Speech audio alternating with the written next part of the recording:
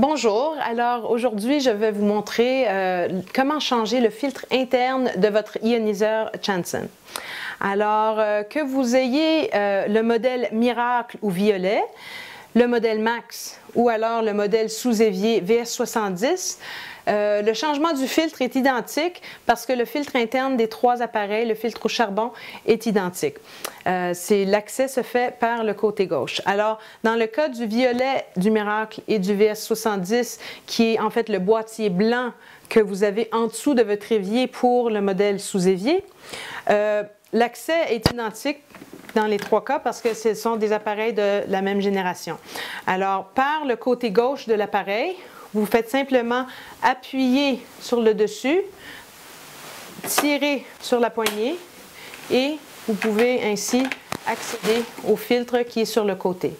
Pour refermer, vous faites simplement repousser le filtre à l'intérieur et vous refermez la boîte. Donc, dans le cas de ces trois modèles-là, c'est comme ça qu'on y accède. Le Max, c'est sensiblement pareil, c'est juste que l'accès au filtre est un petit peu différent. Vous poussez par la base du côté gauche. Vous allez voir, il y a une flèche sur le côté et le petit panneau, il s'enlève. Alors, vous faites simplement le déposer et encore une fois, c'est exactement le même filtre qui est à l'intérieur. Donc, vous le faites pivoter à peu près 30 degrés pour pouvoir y accéder. Donc, pour dévisser le couvercle du boîtier, c'est bien important de tenir la base du boîtier en dévissant.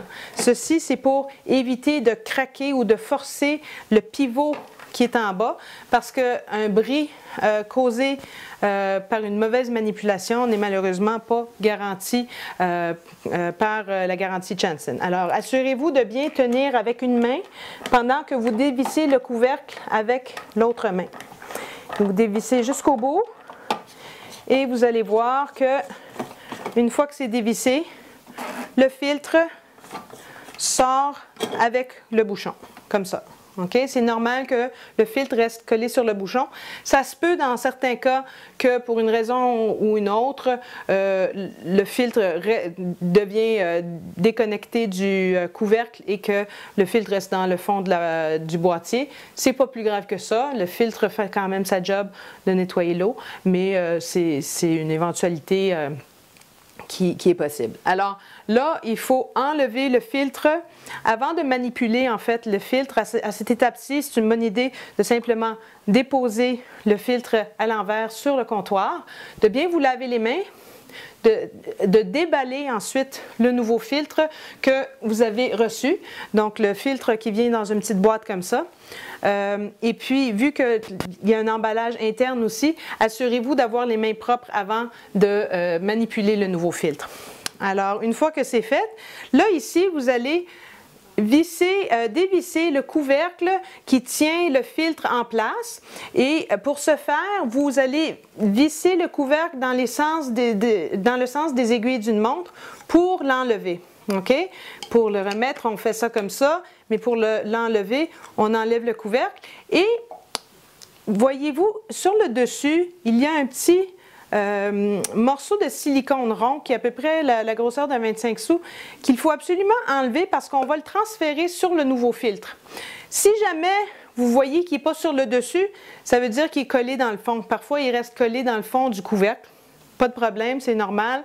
Ça peut arriver avec l'eau, ça reste collé parce que c'est la succion, mais assurez-vous d'enlever ce petit disque de silicone et vous disposez de l'ancien filtre, vous prenez le nouveau filtre que vous venez de recevoir et vous replacez le disque dans la petite fente. En fait, il y a un petit rebord ici, ça rentre parfaitement là-dedans et vous remettez le couvercle et dans ce cas ici, vous vissez le couvercle dans le sens inverse des aiguilles d'une montre. Alors, normalement, quand le filtre est bien installé, il tient tout seul dans le fond. Ce sont les petites coches, en fait, qui sont sur le rebord du filtre ici, qui viennent s'imbriquer dans les coches qui sont là. Alors, une fois que le nouveau filtre est replacé, vous remettez le filtre dans le boîtier et vous vissez, toujours en tenant la base, et vous serrez jusqu'à ce que ça ne va pas plus loin. Il y a un petit morceau ici qui va vous faire savoir quand ces deux morceaux-là sont alignés. Vous allez savoir que c'est bien fermé. Vous faites simplement repousser le filtre à l'intérieur du compartiment de filtre et vous replacez la porte et voilà, le filtre est changé. Il reste maintenant simplement à faire la remise à zéro de votre filtre et on va vous montrer comment faire sur les différents modèles.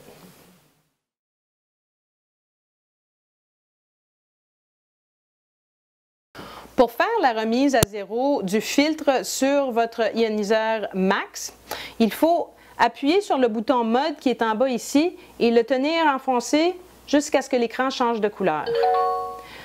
Et vous allez voir que ça clignote. Donc, vous appuyez sur le bouton Enter 4 fois. 1, 2, 3 et 4. Jusqu'à ce que ça clignote, c'est la durée de vie restante du filtre qui clignote. Et pour faire la remise à zéro, il faut appuyer sur le plus et le moins simultanément et les tenir enfoncés. Et vous voyez ici, ça va à 9000. Il faut alors appuyer sur Enter. Et vous voyez que c'est Enter, on est sûr que c'est correct. Alors là, on réappuie sur Mode. Et ça revient à l'écran de départ avec le filtre qui est remis à zéro, mais en fait qui est remis à 9000 parce que c'est un compteur à rebours. Alors ça commence à 9000 et ça descend à partir de là.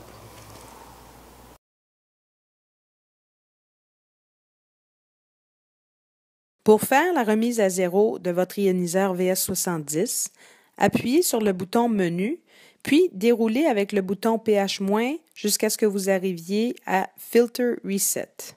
Appuyez sur OK une première fois et de nouveau pour confirmer la remise à zéro. Lorsque vous allumez votre ioniseur et que vous l'arrêtez de nouveau, vous allez voir que le filtre revient à 100%.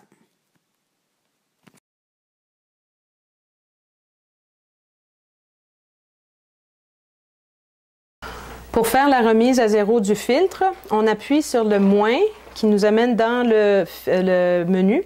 On descend jusqu'à Filter et on pèse le bouton noir pour dire OK. Et ça demande est-ce qu'on confirme et on pèse le bouton noir de nouveau pour dire OK. Et ça revient à 100%.